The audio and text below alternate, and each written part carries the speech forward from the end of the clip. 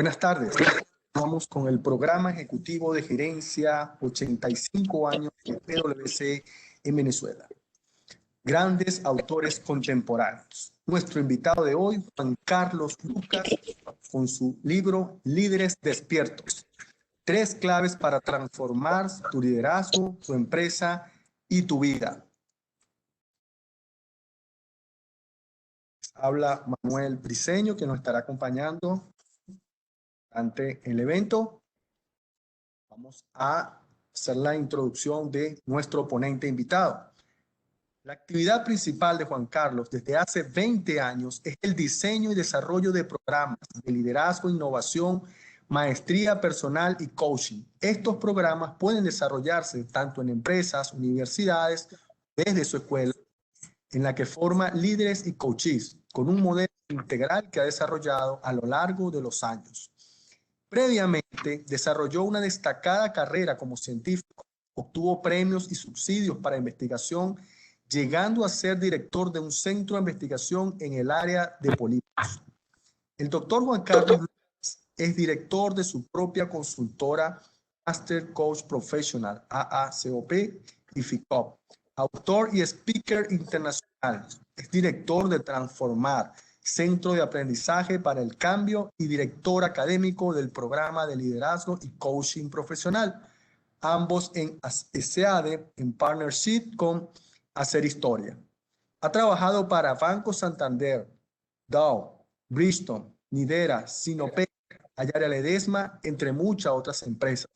Ha desarrollado actividades en Argentina, Colombia, Venezuela, México, Uruguay, Chile y Paraguay. Actualmente es profesor de SEADE, IDEA, AUCAP, la IDA y UNSAN. Fred Koff, Fernando Flores, Humberto Maturana, Tony Robbins, Claudio Naranjo y Sogni Rinpoche son los principales maestros que han influido en su trabajo y en su vida. Es prácticamente budista. Tiene una Hola, historia como buenas tardes, ¿cómo están? Químico Igualmente. de la UBA, doctor en materiales, postdoctoral fellow en la FCU de USA y un MBA en la UCA.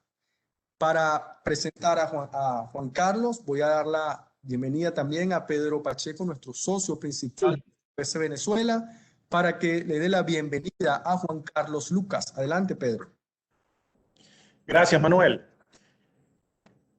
Juan Carlos, un placer tenerte acá con nosotros. La verdad que nos contabas que estuviste en Venezuela hace ya algunos años. Ojalá en el corto plazo te tengamos en forma presencial.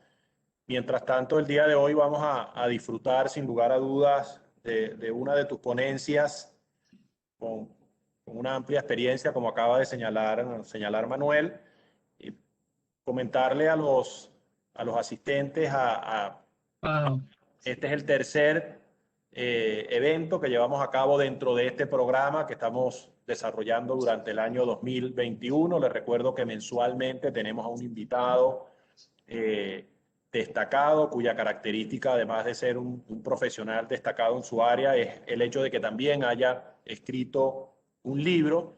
Con estas actividades no solamente queremos hablar de gerencia, de liderazgo, sino también queremos promover la lectura.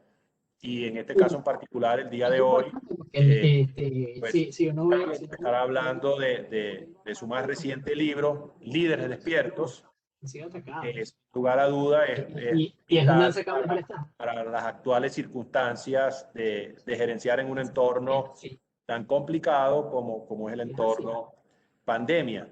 No me extiendo, Juan Carlos, realmente tú eres aquí el centro es así. y el quien atrae a esta cantidad de gente. Como te mencioné, el video va a estar disponible, va a ser grabado para que luego un número importante de personas pues pueda también disfrutar de tu ponencia, que sin lugar a dudas, desde ya anticipamos, va a ser todo un éxito. Entonces, bueno, Juan Carlos, bienvenido y somos todo atención para ti. Ya puedes compartir pantalla, Juan Carlos.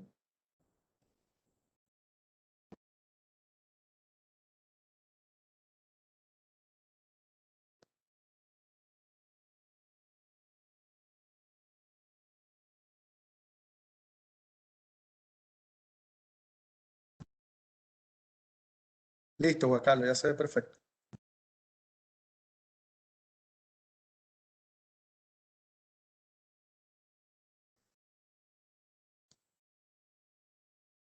Juan Carlos, tienes el micrófono en mute.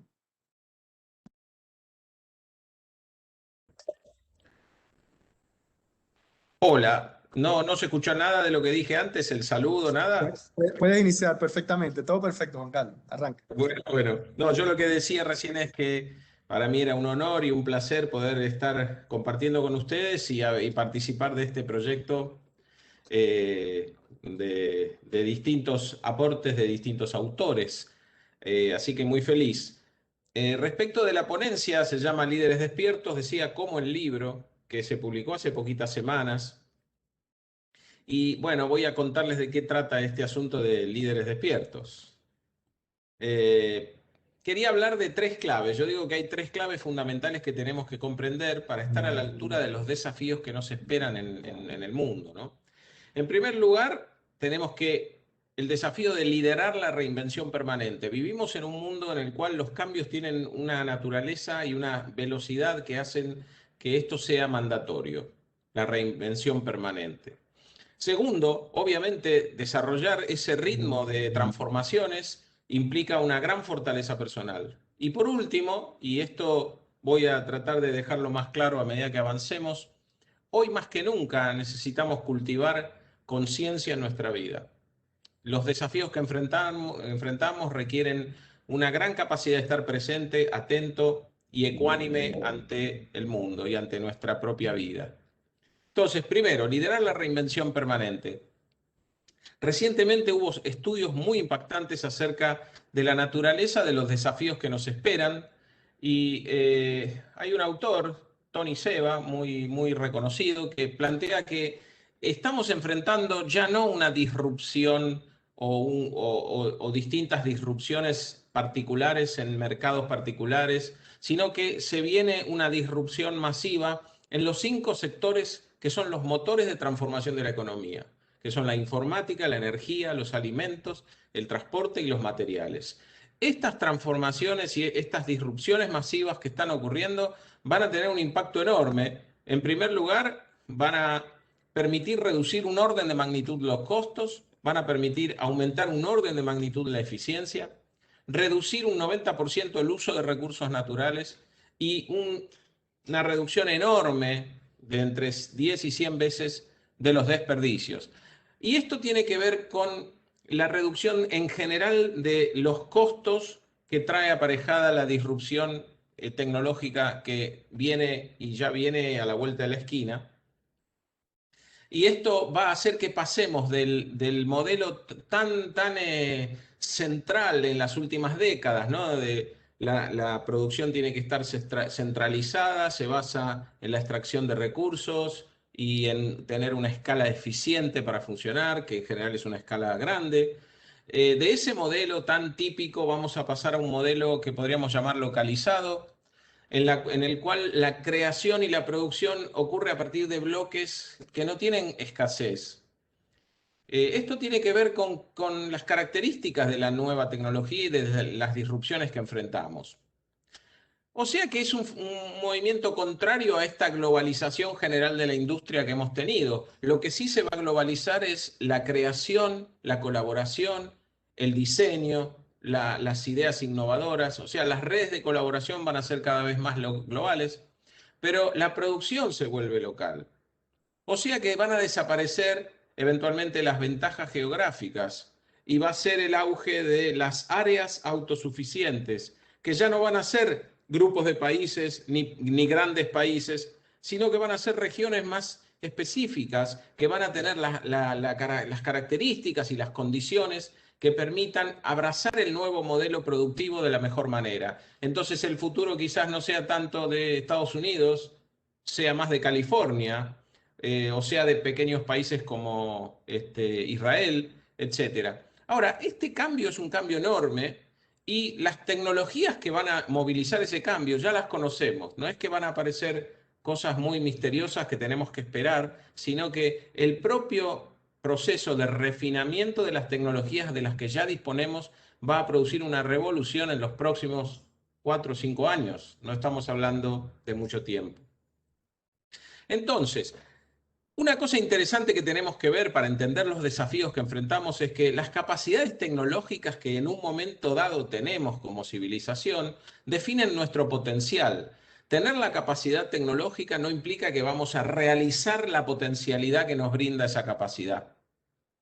Porque los sistemas organizativos y los líderes de esos sistemas organizativos determinan de alguna manera cuán cerca podemos llegar a ese potencial. Entonces, fíjense que aquí aparece algo muy importante e inquietante. Lo que ocurra en nuestro futuro, porque claro, esto que les acabo de contar, y quizás no lo enfaticé lo suficiente, también tiene que ver con que la producción se va a localizar, se va a abaratar extraordinariamente, y entonces todo lo necesario para desarrollar una vida próspera va a ser realmente muy barato, con lo cual podrían haber desarrollos muy fuertes en distintos lugares de forma muy autónoma, pero eso va a requerir organizaciones extraordinariamente diferentes a las actuales. Entonces, el gran desafío que enfrentamos es el de tener el liderazgo, el desarrollar la capacidad de liderazgo para la transformación organizacional que necesitamos. La alternativa sería reproducir inercialmente los patrones habituales, la forma habitual, la forma actual de desenvolvernos, de organizarnos y de gestionar, que probablemente no permitiría, digamos, aprovechar ese potencial. Entonces, en definitiva, necesitamos liderazgo. Y el liderazgo es algo que no va a reemplazar ninguna máquina ni ninguna tecnología. Entonces, hablemos un poco de esto. Liderar no es mandar, mandar no alcanza, y mandar se basa en una premisa que es cada vez más ilusoria, y es que hay alguien que sabe lo que va a pasar, tiene una idea clarísima, tiene una pintura súper precisa de lo que viene, tiene las respuestas, y entonces lo que hace es indicarle a los demás lo que tienen que hacer. Esto, por la propia complejidad del mundo al que vamos, es un absurdo. Y claro, esa complejidad del mundo tiene en gran medida que ver con el concepto de, o me gusta asociarlo con el concepto de cisne negro de un autor que se llama Nassim Taleb. Hay un libro muy hermoso que se llama El cisne negro. Y él dice, este autor dice en este libro que el curso de la historia está asignado por cisnes negros. Y él se refiere a cisne negro haciendo una analogía en relación a un evento muy improbable. O sea que, bueno, en una época se pensaba que no había cisnes negros, ¿no? Por eso toma esta analogía, que son eventos de alto impacto si ocurrieran, sería algo atractivo o sería algo transformador, y que si ocurre eventualmente la aparición de este cisne negro, después que ocurrió, nos queremos convencer de que nuestras teorías nos hubieran permitido predecir ese cisne negro. Pero lo cierto es que los cisnes negros no solemos predecirlos. De hecho, los eventos, fíjense que esto es bastante fuerte, ¿no? Los eventos que signan nuestra vida y el curso de la historia de nuestra civilización suelen llegarnos sorpresivamente y transformar nuestra vida sorpresivamente. Y ustedes ya estarán pensando en algo, ¿no? Enfrentamos en los últimos meses un cisne negro de escala global. Creo que nadie tenía en su presupuesto a fines del 2019 lo que pasó en el 2020 y sigue todavía ocurriendo hoy en día, ¿no? Enfrentamos un evento que cambió el curso de la historia y que no pudimos prever, por más que ahora hablemos de Bill Gates, la charla TED que dio y todo eso, pero lo cierto es que en su conjunto la civilización humana no estuvo preparada para este desafío. Tampoco alcanza con gestionar, no es que esté mal gestionar, la gestión es muy importante, pero cuando digo no alcanza me refiero a que si tomamos al gerente o la gestión como el uso más eficiente de los recursos, con sacar el mayor provecho de las personas de acuerdo a sus perfiles y de ser eficiente, efectivo, etcétera, eso está muy bien. El tema es que no alcanza porque no sabemos para qué vamos a tener que preparar nuestras organizaciones y los cisnes negros nos toman por sorpresa y tenemos que reinventarnos. Entonces, gestionar tiene sus limitaciones, por eso necesitamos del liderazgo. El líder no es alguien que está buscando optimizar, el líder es alguien que construye una visión de futuro con mucha claridad, con mucha determinación y además es capaz de que esa visión se relacione con los intereses compartidos de una comunidad o de un grupo y además es capaz de conectar esa visión futura con las acciones que hay que emprender en el presente. Y eso es algo muy fundamental del líder. O sea que liderar en el fondo tiene que ver con cuidar un futuro compartido, hacerse cargo de un futuro relevante en común, de un futuro promisorio, de un futuro deseable y que es compartido por una comunidad. Y hoy en día tenemos como líderes un enorme desafío, que es el desafío de reinventarnos ante un mundo lleno de disrupciones, lleno de cisnes negros y que hace que nuestras identidades, nuestras ofertas se vuelvan obsoletas aceleradamente. Entonces, para este fin, yo quería ir mencionando 7 entrenamientos que son además los 7 capítulos de este libro Líderes Despiertos del que hablábamos al principio. Un primer grupo de habilidades que tenemos que desarrollar son las habilidades para liderar la creación de valor y la innovación. La innovación entendida como la creación de ofertas que le mejoren la vida a las personas que son mis clientes es central.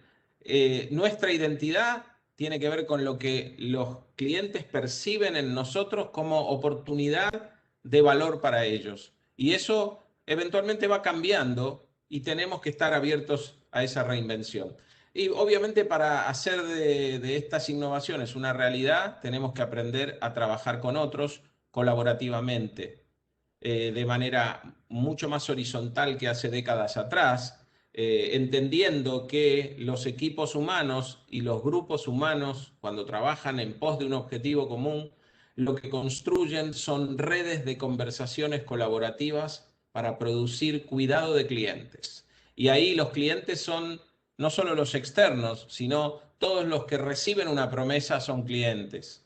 Todos los que prometen son realizadores para esos clientes. Entonces todo vínculo humano además es un vínculo de cuidado mutuo.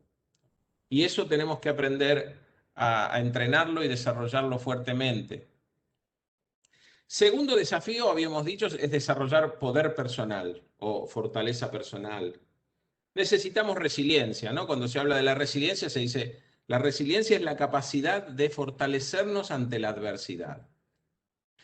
Hay estudios que dicen, las personas extraordinariamente resilientes se caracterizan por 3 virtudes. La primera, que tienen una lucidez enorme para aceptar la situación que enfrentan y la adversidad que enfrentan. O sea, no la niegan, ni la resiliencia pasa por decir, tú puedes, todo está bien, pensamiento positivo. No, aceptar lúcidamente lo que está ocurriendo, pero en segundo lugar, las personas resilientes son capaces de darle un sentido trascendente y positivo a esa adversidad. Le dan un contexto de un sentido trascendente. Y tercero, las personas resilientes son capaces de fluir creativamente con la situación. No se quedan pegados, aferrados, apegados a una situación que no los deje moverse. Entonces, hablemos un poquito más de cada una de estas 3 cosas. La aceptación en el mundo de hoy y sobre todo en el mundo post-pandemia es aceptar nuestra ceguera y nuestra ignorancia. ¿Qué quiero decir con esto? Aceptar que gran parte de las cosas que nos afectan en nuestra vida y en nuestras empresas no somos capaces de anticiparlas, ni siquiera somos capaces de entenderlas con anticipación. Como dirían en el mundo del budismo, tenemos que empezar a aprender a aceptar nuestra condición como seres humanos, que es la impermanencia y la interdependencia. Sin meterme en estas profundidades filosóficas, fíjense que estas 2 marcas de la existencia humana es fundamental poder comprenderlas, ¿no? La impermanencia se refiere al hecho de que nada en nuestra vida está garantizado, aún las cosas que damos por sentadas y sobre las cuales nos apoyamos porque les consideramos sólidas y permanentes, no lo son. No hay nada en nuestra vida que esté garantizado, no hay nada en nuestra vida que vaya a durar para siempre. Y cuando yo puedo aceptar eso, puedo moverme con mayor efectividad y menos apegos en la vida, ¿no? Y la pandemia fue un ejemplo palmario de esta cuestión, ¿no? Todos dábamos por sentado nuestra rutina cotidiana, nuestra forma de vivir, las cosas de las que dependíamos, pensábamos que estaban garantizadas y de golpe ocurre algo en un mercado en las antípodas de Buenos Aires y en 15 días se está afectando mi vida en Buenos Aires y afectando la vida de todo el planeta. Somos seres impermanentes. En segundo lugar, tenemos que aceptar nuestra condición de ser interdependientes.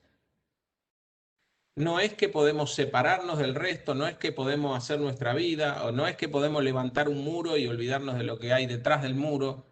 Somos seres que nos condicionamos y nos co-creamos mutuamente.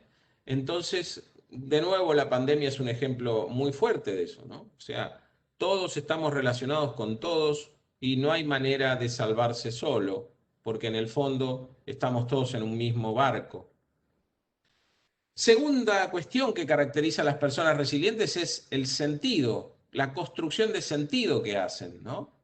Y el sentido no es una propiedad intrínseca u objetiva de las cosas. El sentido es un acto interpretativo nuestro. Nosotros le damos un sentido a las cosas y diferentes personas les dan distinto sentido. O sea, asumir esto es muy importante. La construcción de sentido es un ámbito de diseño de nuestra vida. Y la persona que es resiliente es capaz de construir un sentido más poderoso para avanzar en la vida. Como decía Viktor Frankl, una persona que fue presa en un campo de concentración, él decía, algunos decían, esto no tiene sentido, estar acá no tiene sentido, y entonces se dejaban morir, mientras otros decían, esto es la ley de la selva, y se transformaban en colaboracionistas con los nazis, y otros decían, el sentido de esto es aprender y ayudar, y colaboraban con sus compañeros que estaban más débiles. Entonces, nuestra vida tiene todo que ver con el sentido que le damos. Y ahí somos grandes diseñadores de nuestra vida. Y por último, las personas resilientes fluyen creativamente, y esto es, asumen que el mundo es un espacio que co-creamos con otros, que contribuimos protagónicamente a construir en colaboración con otros. O sea, la resiliencia tiene que ver con aprender y fortalecerse ante la adversidad. Y esto, en relación con los desafíos actuales, implica ser honesto en la comunicación, asumir las dificultades que estamos enfrentando con total responsabilidad. Cuando empezó la pandemia, yo tuve oportunidad de dar varias conferencias relacionadas con el tema de la resiliencia, y recuerdo una empresaria que me preguntó, ¿cómo puedo hacer para tranquilizar a mis empleados? Y yo le dije, yo dudo de que eso sea algo que tengas que hacer, ¿no? O sea, ¿vos estás tranquila? ¿Por qué tranquilizarlos? ¿Qué somos? ¿Los papás de los demás? ¿Por qué no comunicar lo que realmente pensamos que está ocurriendo y cuál es nuestro compromiso en responder a lo que está ocurriendo y cuáles son nuestros pedidos de colaboración para inventar maneras de responder juntos? Esa es la oportunidad que enfrentamos. Y eso va a contribuir a fortalecer equipos en lugar de destruirlos. Hay empresas que se destruyeron porque la gente se fue a sus casas a trabajar remotamente y se preocuparon más por ver cómo los controlaban que ver cómo los integraban. Entonces, ese es otro gran desafío. Y por último, es una época para trabajar permanentemente en la reinvención de nuestras identidades profesionales y de nuestras identidades empresariales. Tercer entrenamiento tiene que ver con aprender. Un mundo que cambia tan velozmente, tan increíblemente rápido, requiere que seamos maestros en ser aprendices.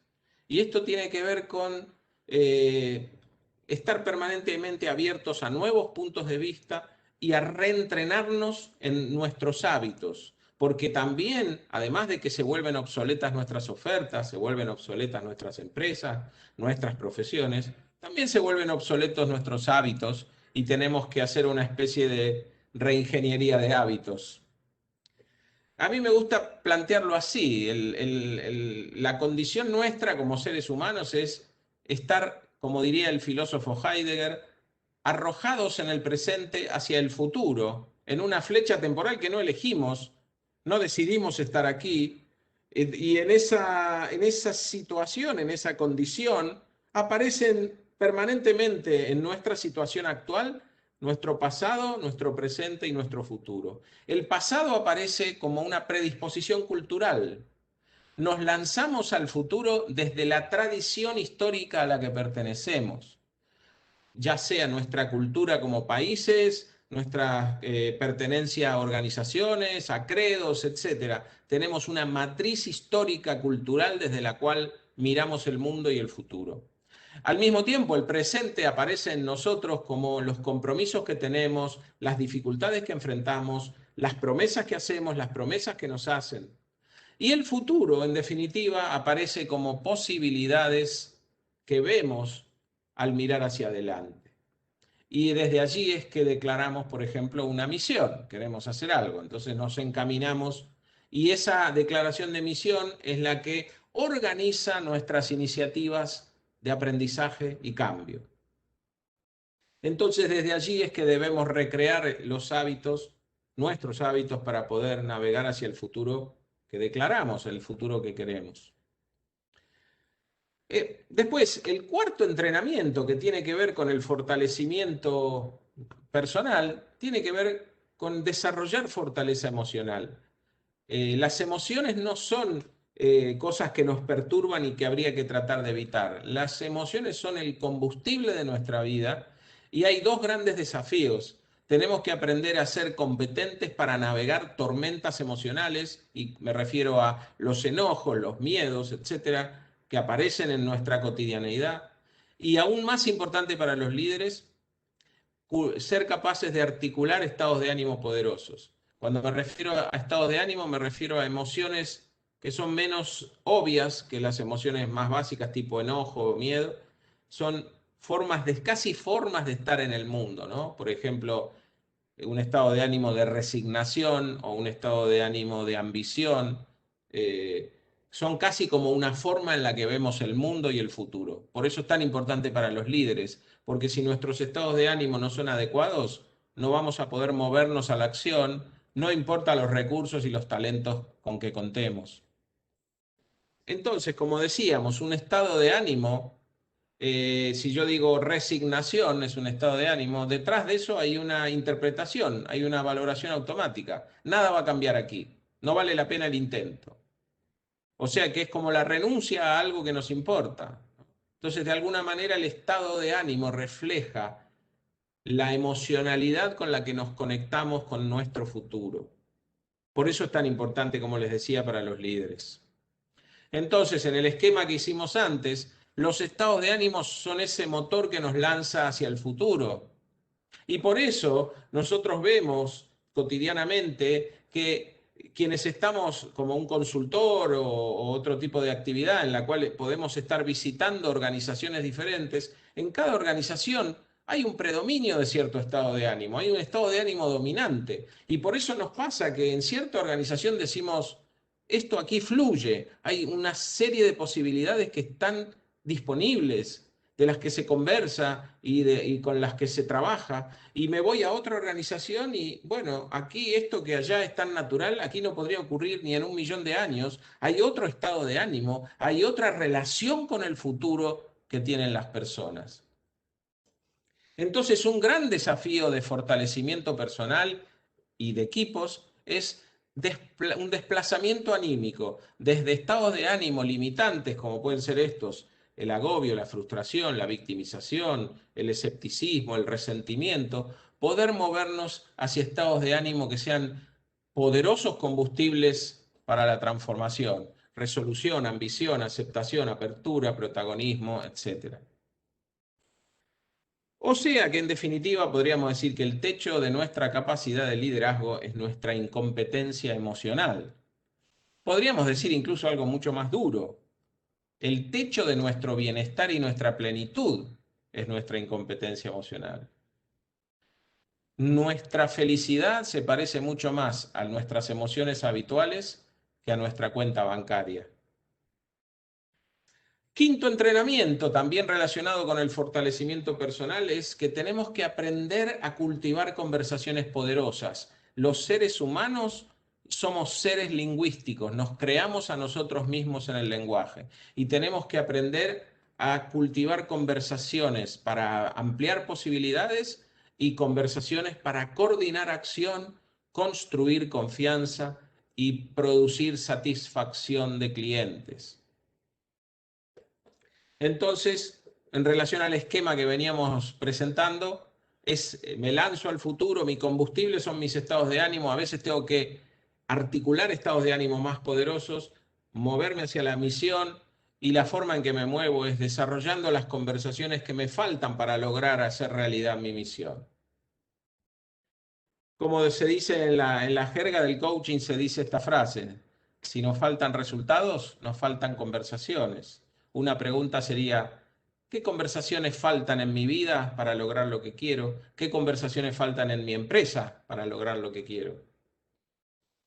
Por último, y aquí paro un instante, debemos cultivar una vida consciente. Y voy a explicarlo para que mostrarles de la mejor manera que pueda, para mí, el vínculo esencial que existe entre la situación que estamos enfrentando como líderes y la necesidad de cultivar la conciencia.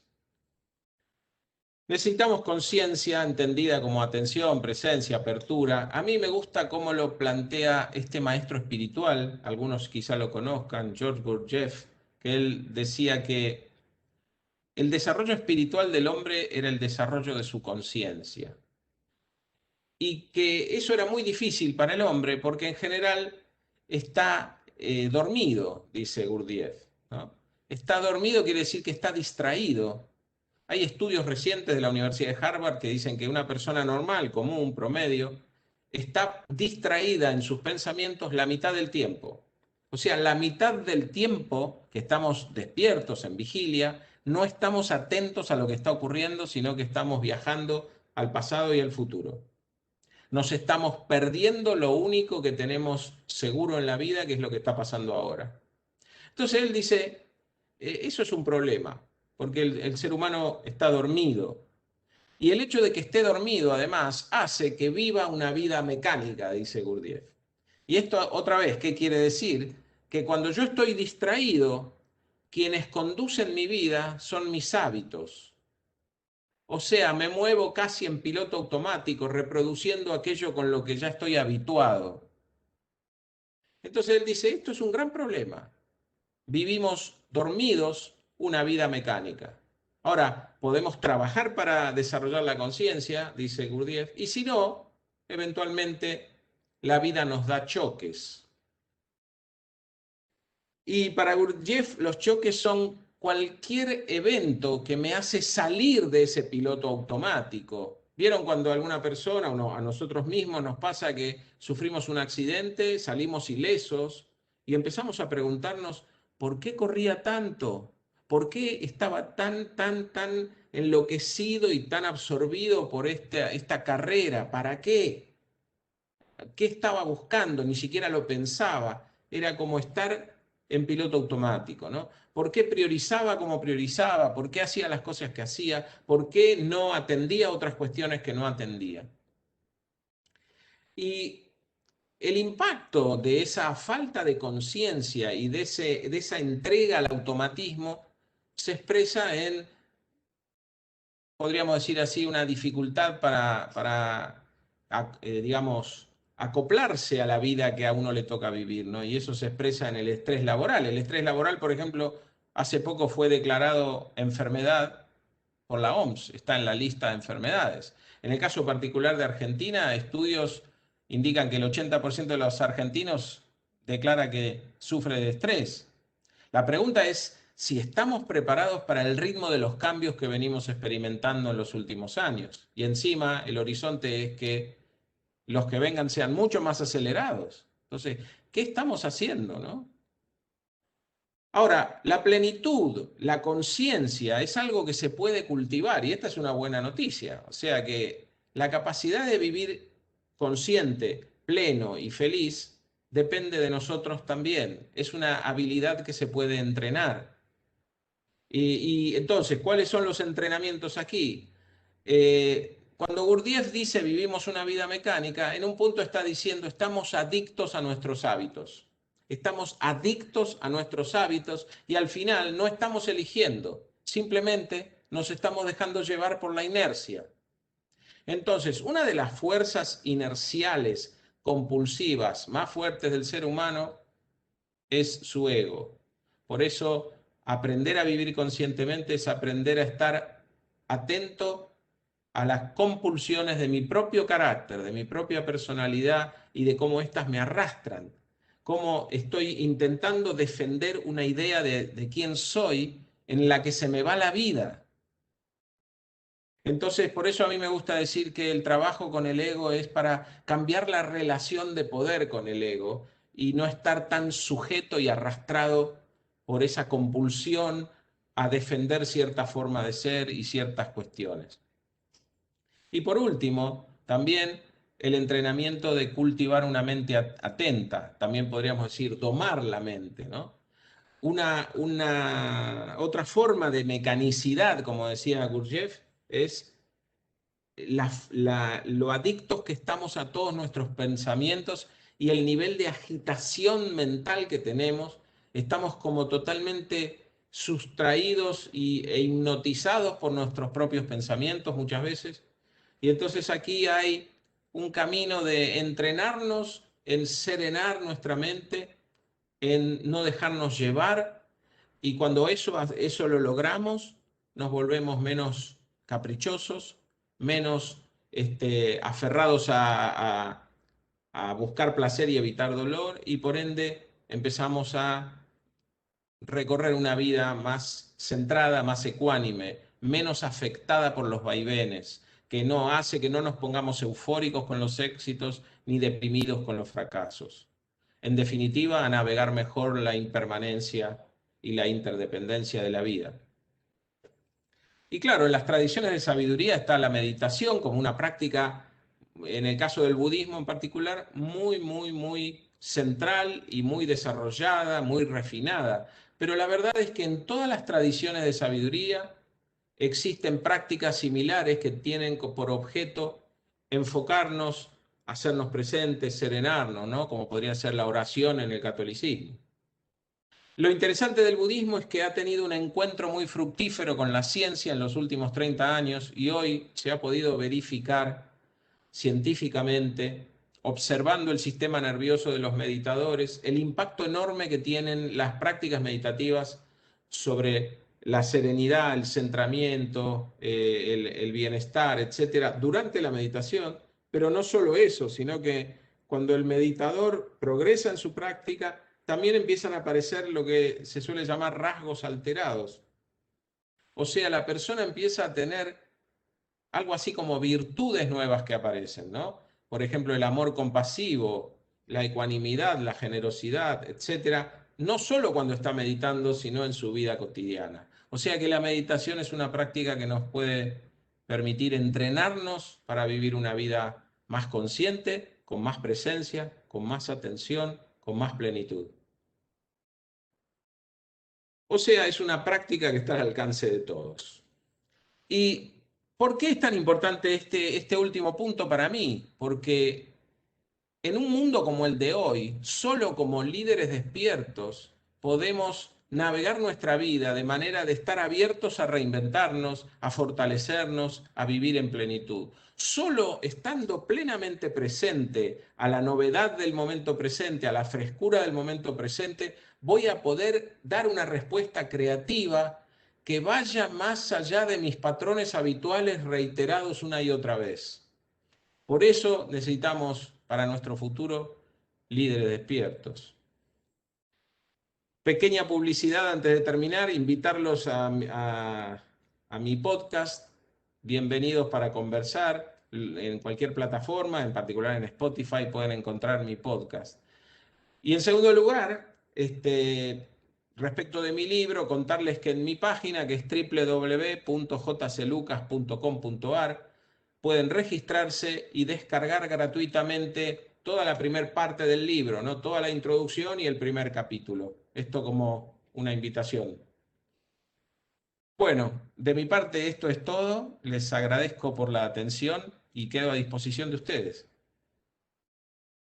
Excelente. Muchísimas gracias, Juan Carlos Lucas, la exposición de su libro. De verdad, bastante enriquecedora. Vamos ahora con la sección de preguntas y respuestas. Voy a Con permitir todo- un minuto para compartir pantalla, Juan Carlos. Este,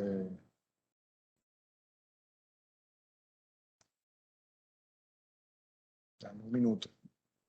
Sí. Las puedo compartir la pantalla. Tenemos una pregunta aquí, al aire. Dice lo siguiente.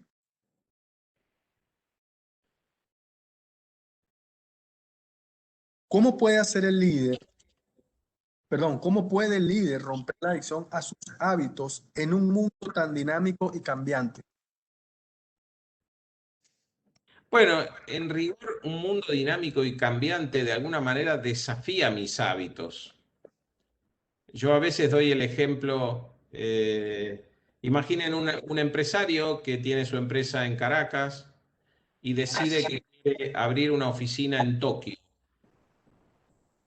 Obviamente vive en Caracas, es oriundo de esa ciudad, entonces sus hábitos y sus prácticas tienen que ver con la tradición venezolana y propia de la ciudad, etc.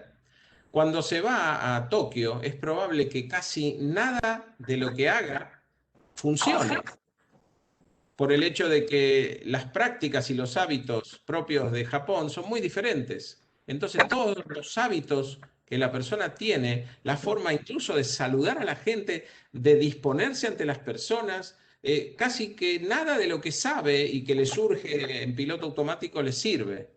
Entonces, se enfrenta con los límites de sus hábitos. En rigor, los cambios acelerados desafían nuestros hábitos. Por eso tenemos que ser tan buenos aprendices, tenemos que estar totalmente abiertos a enfrentar esas limitaciones como oportunidades de crecimiento, ¿no? Tengo que estar abierto a observar cómo tendría que comportarme para lograr mi objetivo en una ciudad, en una cultura completamente diferente de la mía, y eso implica tiempo desarrollar nuevos hábitos, porque los hábitos surgen de la repetición, surgen de la recurrencia. Entonces, de alguna manera, el mundo hace que muchos de nuestros hábitos se vuelvan disfuncionales o completos y me ve ante el desafío de cultivar nuevos hábitos. Por eso mi ponencia de alguna manera plantea, bueno, estos son los hábitos que tenemos que cultivar de cara al futuro. No sé si contesto la pregunta con esto, pero si no, bueno, la puedo complementar. Excelente, Juan Carlos. Por aquí tenemos otra pregunta precisamente relacionada con la anterior.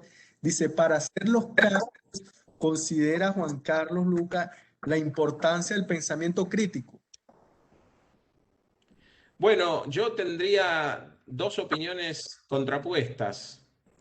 Yo creo que el tener la capacidad de pensar, de discernir, de analizar, de razonar, de contrapesar distintas posturas y todo eso es muy importante, es una capacidad muy importante. Pero al mismo tiempo pienso que en muchos casos está sobrevalorada y que muchas personas se escudan en el pensamiento crítico también para no comprometerse con ninguna opción. O sea, yo creo que hay otras cosas que son incluso más importantes que el pensamiento crítico. Por ejemplo, dónde está mi compromiso, cultivar la templanza, cultivar el arrojo, me parecen más importantes que el pensamiento crítico. Pero no porque lo descarte, sino porque suele ser algo en lo que en muchos casos nos escondemos para no comprometernos. Ahora, si estamos muy comprometidos, el pensamiento crítico es un buen consejero. Ahora, muchas veces usamos el pensamiento crítico como excusa. ¿no? Esta cuestión de que siempre encuentro el aspecto negativo por el cual todo permanentemente está en reflexión y en deliberación y no tomo decisiones. Pero la verdad es que el mundo sigue girando y muchas veces, por más que yo sea muy erudito y muy analítico, el mundo sigue por adelante, ¿no? Entonces, una forma de curarse de eso es ser muy reflexivo y cultivar el pensamiento crítico, pero en la acción. Ser un practicante reflexivo. Para mí eso es una manera de no caer en esa trampa. Por aquí también hay otra pregunta, cada vez va un poco más refinada. Aquí preguntan, ¿el ego puede jugar en contra al momento de liderar? Desde ya, desde ya. Ahora, yo trabajo mucho en mis formaciones con una cosa que se llama el eneagrama de la personalidad, ¿no? Y que es una suerte de taxonomía de los caracteres, taxonomía de los egos. El tema es que a veces la gente piensa que ego es sinónimo de arrogancia, ¿no? De orgullo, de arrogancia, de vanidad. Pero los egos pueden ser muy distintos. Hay personas que no pueden liderar porque tienen dificultades que, por ejemplo, no pueden defender sus propias necesidades y su propio punto de vista, se sacrifican por los demás, se adaptan a todo y eso tampoco les permite liderar.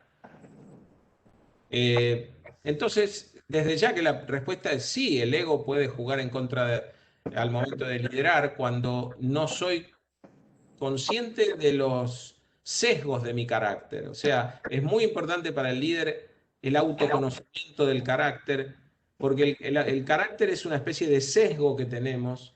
Estamos como adictos a ciertas formas de pensar, sentir y hacer. Y entonces cuando yo me observo, me interrogo, trabajo sobre mí mismo, puedo empezar, como yo decía antes, a cambiar esa relación de poder con el ego y no dejarme arrastrar tanto por esa compulsión neurótica del ego. Entonces, autoconocimiento es el camino para que el ego no malogre mis posibilidades como líder.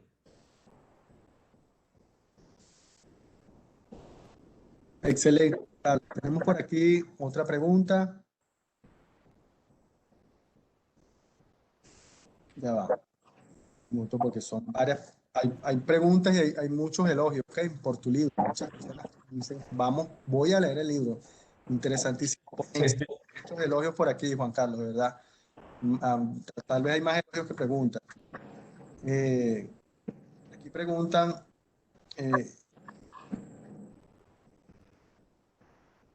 ¿cómo aplicaría un líder la teoría de las improbabilidades? ¿Perdón? ¿Cómo aplicaría un líder la teoría de las improbabilidades? La verdad, no sé cuál es la teoría de las improbabilidades, pero para mí un líder no es alguien que aplica teorías, es alguien que navega la incertidumbre hacia su visión, ¿no? Y las destrezas cotidianas de las personas para moverse en el mundo son bastante más importantes que cualquier teoría. De hecho, en general, el gran drama que hay hoy es que enfrentamos cosas tan novedosas que no tenemos teorías que las expliquen y mucha gente entonces se queda como paralizada porque está tan acostumbrada a que prepararse es estudiar teoría y después intentar aplicarla que no puede entender cómo se mueve un líder, pero la verdad que los líderes, los emprendedores, no se mueven porque tengan explicaciones y teorías. Se aprenden a mover en el mundo, a navegar la incertidumbre, a surfear la ola de la vida y van aprendiendo. Y después vienen otros atrás que se ocupan, en lugar de hacer las cosas, se ocupan en intentar crear teorías que les expliquen, que es una tarea genuina, legítima. Pero no es que la persona que tiene mejores teorías tiene necesariamente mejor capacidad de acción. Es como decir que alguien que tiene muchos libros de Aikido es un Aikidoka, ¿no? O sea, no tiene nada que ver una cosa con la otra. Ahora, si yo hago las dos cosas a la vez, hay una sinergia enorme, ¿no? Por eso yo antes decía lo del practicante reflexivo. No hay nada mejor que una buena teoría si uno está practicando.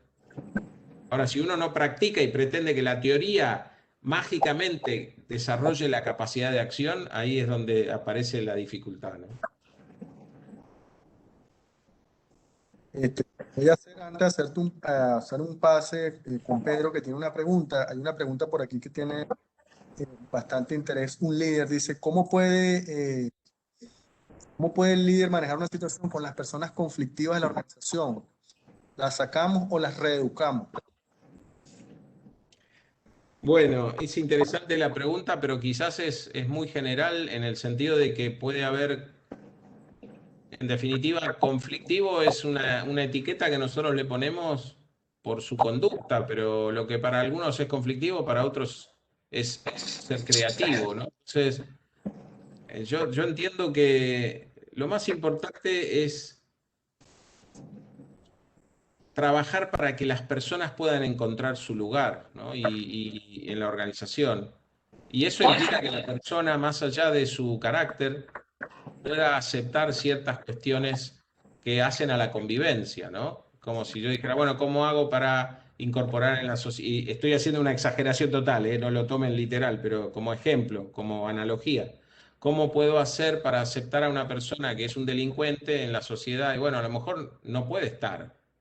El equivalente en una organización es, si querés estar acá, de alguna manera tenés que poder alinearte con los objetivos del equipo, con los objetivos de la organización. Ahora, sería interesante que la organización y sus líderes también puedan escuchar ideas diferentes a las propias, que no jefe tengo la razón, no por ser jefe tengo mejores ideas, y que ser jefe no tiene nada que ver con saber más.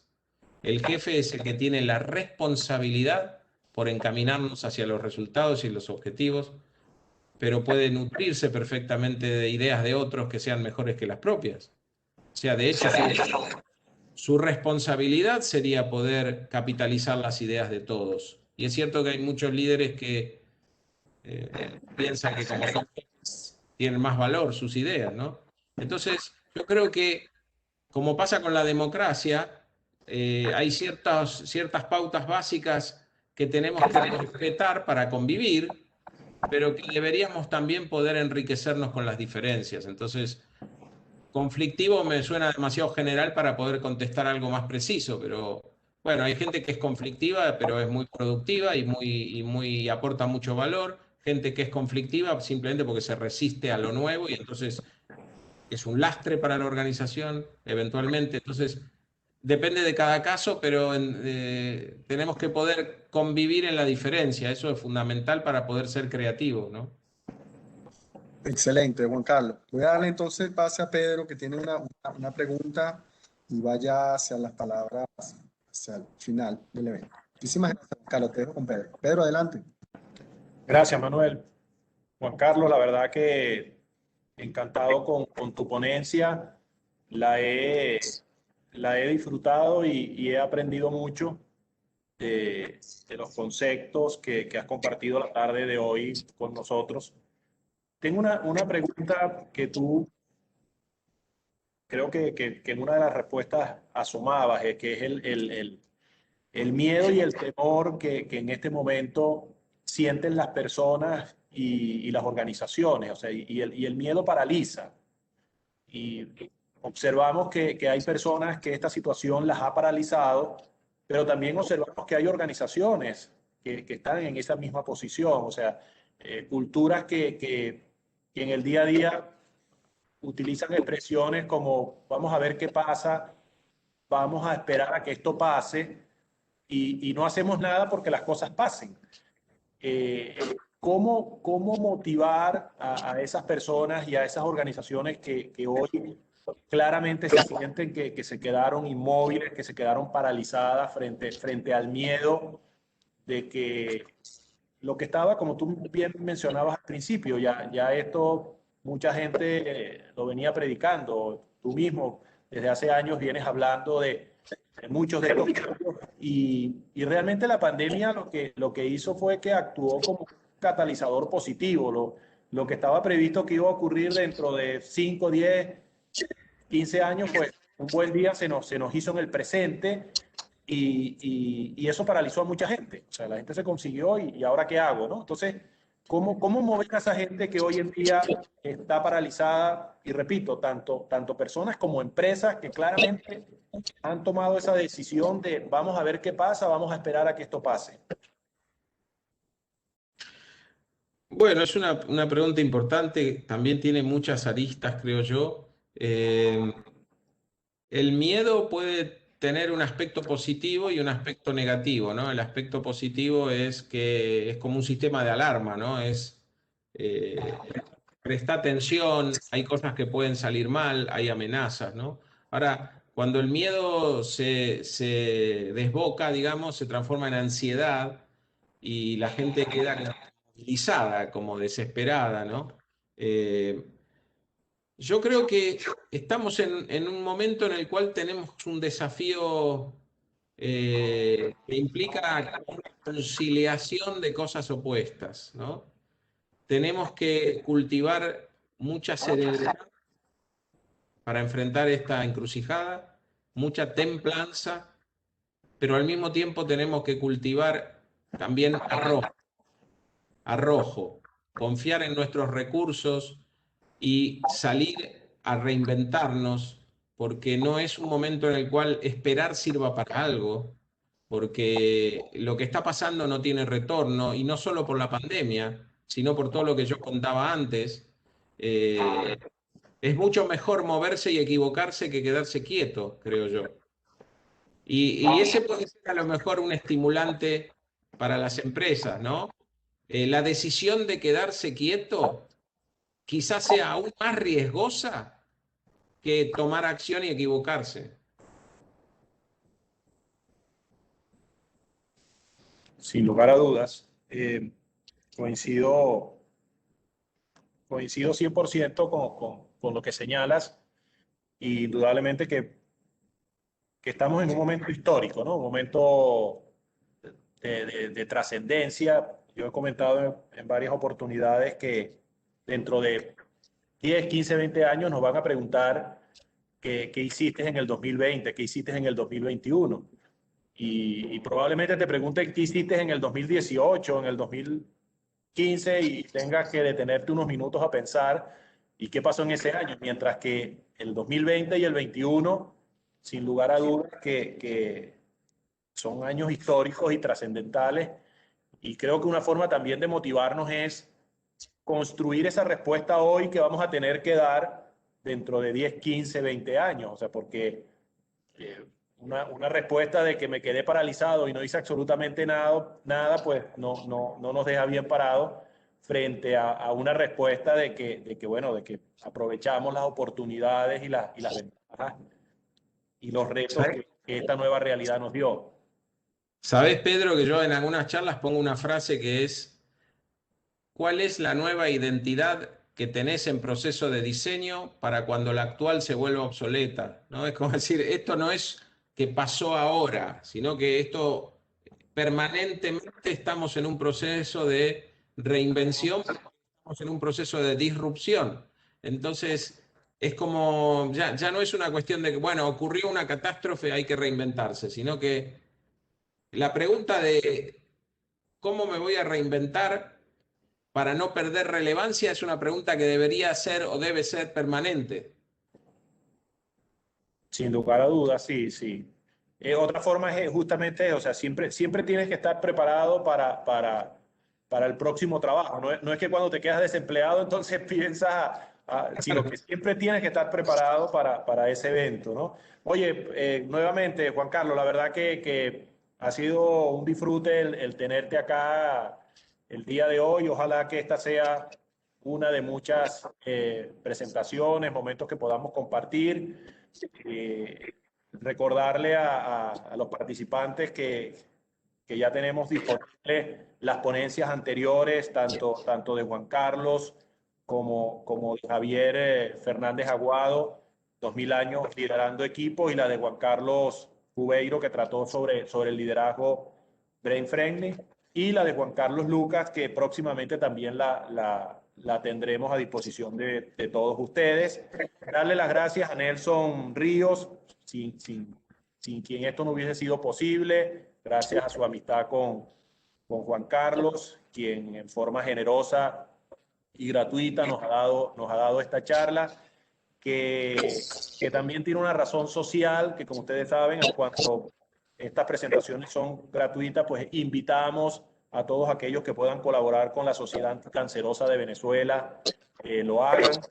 Sabemos que la pandemia COVID tiene centrada todo el interés de la salud, pero no nos olvidemos que siguen habiendo muchas personas padeciendo cáncer que también requieren de atención. Por lo tanto, cualquier colaboración que generosamente puedan hacer a la Sociedad Anticancerosa de Venezuela, pues estaremos eternamente agradecidos.